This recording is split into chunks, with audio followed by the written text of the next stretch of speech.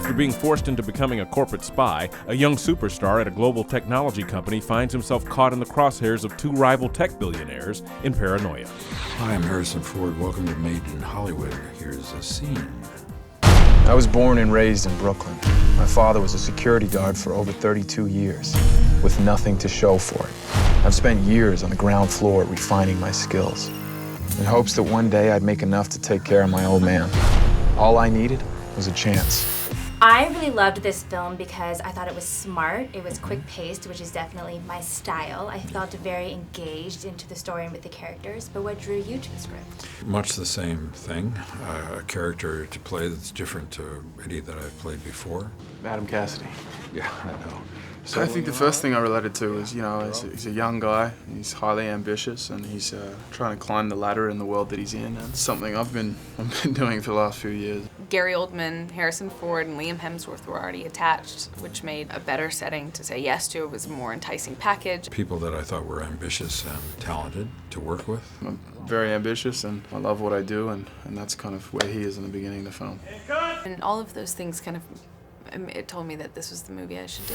I'm gonna make you rich. What? You are going to work for my competition. This is stealing trade secrets. This is the opportunity you've been waiting for. So when you read this script and you read through your character, what was that vision that you had for him? When I read the script, I found the whole world of corporate espionage very fascinating, and started researching corporate espionage and real cases that had happened in the past. The character that I play and Gary Oldman play are in a rivalry born out of their history together. And each of them are attempting to use Adam against the other. I just found the whole world very, very interesting. Welcome to Icon. Thank you. Doc Goddard.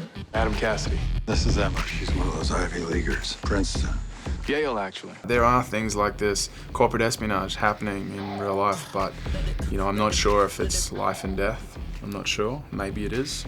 Emma is a top position of the company that he is tasked with infiltrating, and that puts a human face to a otherwise very inhuman problem. You remind me of Wyatt. I knew he'd be my competition someday.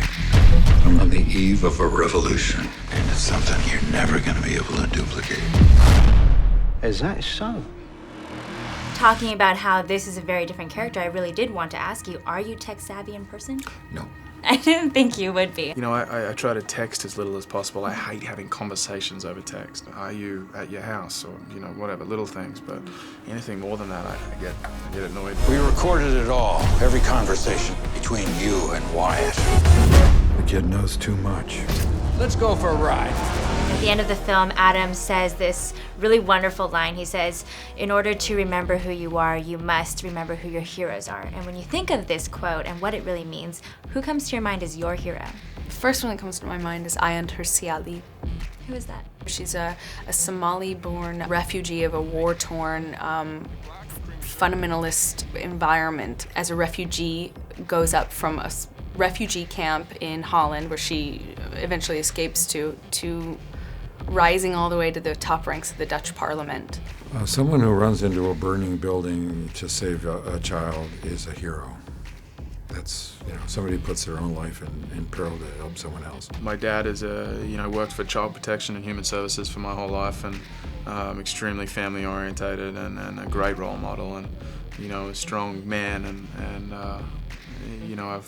he would probably be my biggest inspiration and role model. We had good intel on this.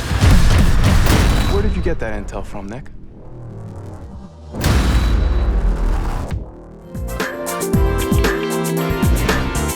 Made in Hollywood.